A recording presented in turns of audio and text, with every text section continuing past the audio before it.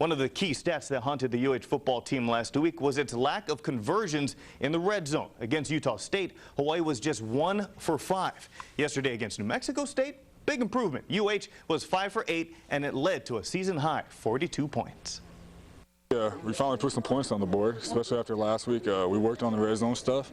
Still some things we got to clean up. We had a couple of 4 cross-man situations, and we kind of maybe weren't on the same page, and we paid for them. But overall, I think it's a pretty good game. We got a lot better, but we still got work to do. It was just an excellent win for us because they were playing for the same thing we were. We're both playing to go to bowl games, and that was very competitive, especially away from home. It means a lot. We need to come out here. We knew we had to win, 3 of the next 4, whatever, and this is just a great start. Hopefully we can win out. That'd be good. But it just feels great right now. And while UH did manage a season high in points, they wouldn't have done so without Ryan Mouton's 91-yard pick for 6. That became the Warriors' longest play from scrimmage this year and 3rd longest in school history. It kind of just dropped in my hands or whatever, and Calvin and a couple other guys, they led block, all the way to the end zone or whatever, and it felt good to get that first one out of the way. Yeah, it was a nice entourage you had going. Oh yeah, I had 2 or 3 guys, just leading me straight down the field or whatever, so I could just coast all the way there. I didn't even know there was a guy behind me until I got to the sideline there and was like, hey, you almost got caught. We feel real good. We got that momentum now, you know what I mean? And this is the best we've looked, I think. If we would have played like that against any of our opponents, I really think we would have came out with a W. So, we got momentum and the ball's rolling, so it's just a matter of execution.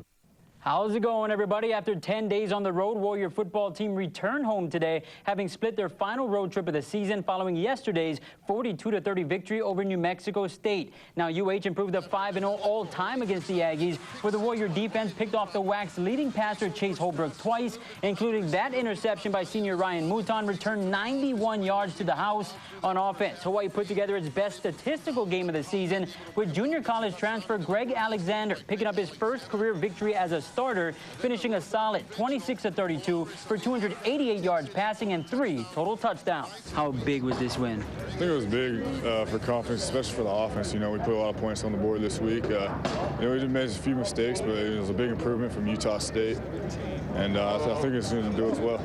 Now, tell me, your favorite part of yesterday's game was that dive into the end zone, wasn't it? No. The favorite part was when the game was over and we won.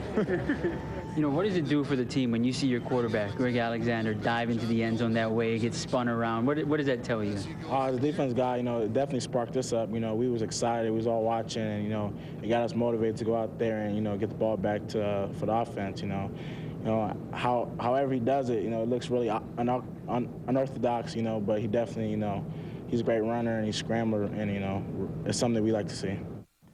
Warriors now 5-5 on the season, 4-3 in conference. They'll take the next week off before finishing the year with 3 straight home games, starting with Idaho on the 22nd. UH must win 2 of the remaining 3 to earn a spot into the Sheraton Hawaii Bowl in what would be the Warriors' 7th bowl game in 10 seasons. Doing, everybody? Let's talk sports. Well, I'll be. The run-and-shoot offense in all of its explosiveness made a return for the UH Warrior football team yesterday, helping Hawaii deliver on a 42-30 road victory over New Mexico State. It was an offensive performance that was by far UH's most impressive of this 2008 season. Now, because of injuries and other personnel issues at the quarterback spot, the Warriors' offense this year has been treading water, so to speak, at best showing glimpses of the potency enjoyed through most of the June Jones years.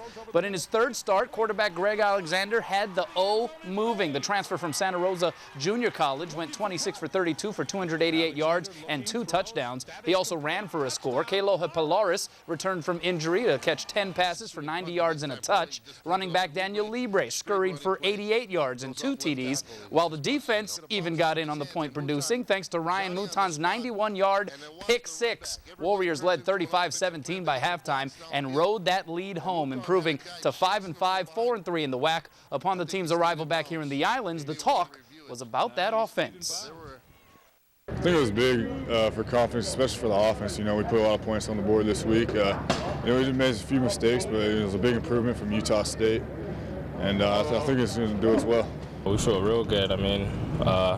We got that momentum now, you know what I mean? And this is the best we've looked, I think. If we would have played like that against any of our opponents, I really think we would have came out with a W. And, that was a great thing.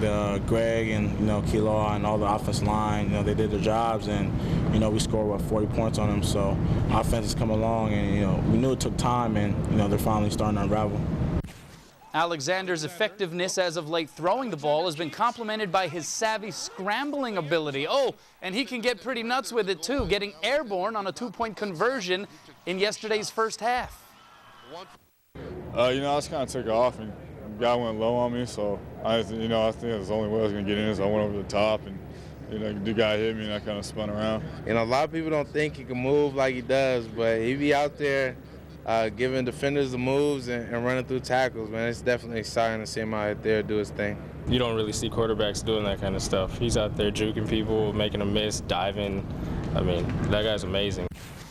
Warriors now need to win 2 of their last 3 games to qualify for the Hawaii Bowl. They got a bye this week before hosting Idaho 2 Saturdays from now. The University of Hawaii football team returned home today after wrapping up their 10-day 2-game road trip on the mainland. The Warriors inch closer to a bowl bid with their victory over New Mexico State yesterday.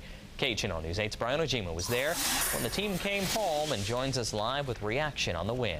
Thanks, Paul. Well, there's no question the Warriors are happy to be home. That means no more hotel rooms, no more waking up in a strange city, and no more cold nights on the mainland. But now, after scoring a season-high 42 points against New Mexico State, the team believes they're coming together at the right time.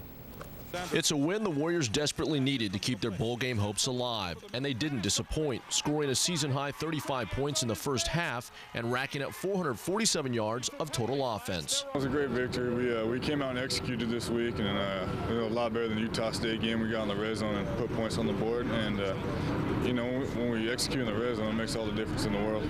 Quarterback Greg Alexander set season highs by completing 26 of 32 passes for 288 yards, including this somersault into the end zone on a 2-point conversion in the second quarter. Definitely sparked us up. We was excited. We was all watching, and it got us motivated to go out there and get the ball back for the offense. Senior running back Daniel Libre has battled injuries this season, but after finishing with 88 yards rushing, the most by any UH player this year, he showed what he can do when healthy. It was refreshing, I want to say. It was real tough with all these injuries, and that was the best I felt since Florida, and it felt real good to finally have a breakout game. With the victory, the Warriors improved to 5-5 overall and 4-3 in conference play, but they know there's still plenty of work ahead of them. We'll definitely be back at it, because we're trying to go to bowl games, so we have 2 more wins, and these next 3 games will be crucial, so we definitely want to finish off strong. Now, the Warriors have a bye this coming weekend, but return to action on November 22nd when they host Idaho. Hawaii still has to win 2 of their final 3 games to qualify for the Hawaii Bowl, but the good news, all 3 of those games are at home.